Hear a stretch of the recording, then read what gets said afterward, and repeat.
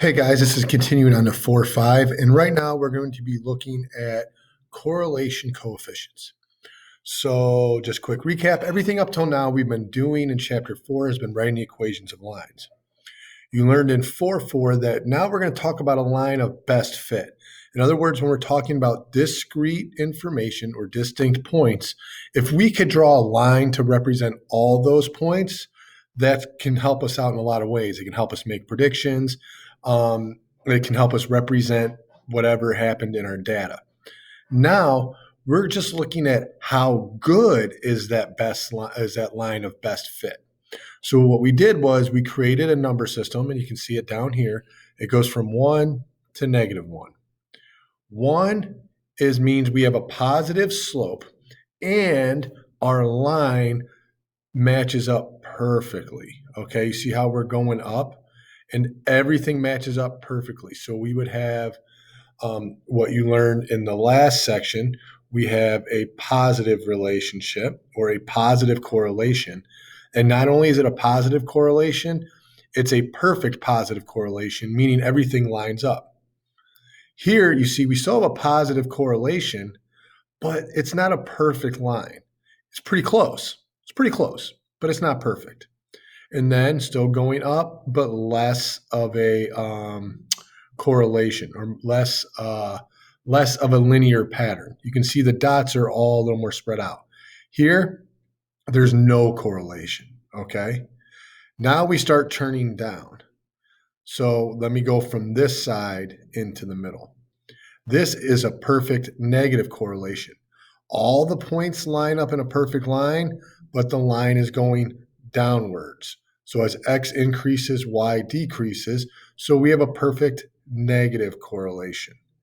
Now we still have a negative correlation. It's not perfect, but it's pretty darn close. You see the points are just a little spread out. So this has a very high negative correlation, low negative correlation. It's going down, but it doesn't really line up in a very good straight line. And then we're back to no correlation. So when we use our number systems, it goes from +1 to -1, meaning it fits 100% perfect going up or it fits 100% perfect going down. And then the closer you get to 0, the less accurate our line of best fit is. That's really how you want to describe this. So all a correlation coefficient is, it's a little number that describes how good our line of best fit is. Remember, a line of best fit it could be perfect, but it typically will not be a perfect line. It's only perfect if it has an R of 1 or -1, okay? So for all the other ones, we want a number to say, how good is our line?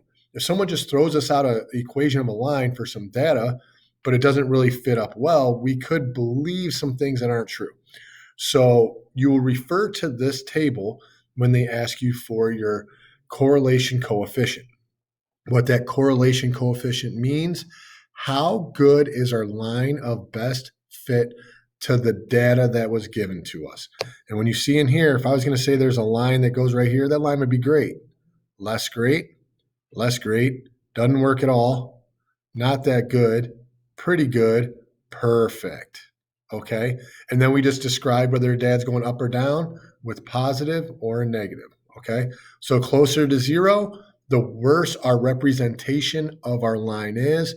Closer to +1, the better our line is going upwards. Closer to -1, the better our line of best fit is going downwards. Okay. Thank you very much.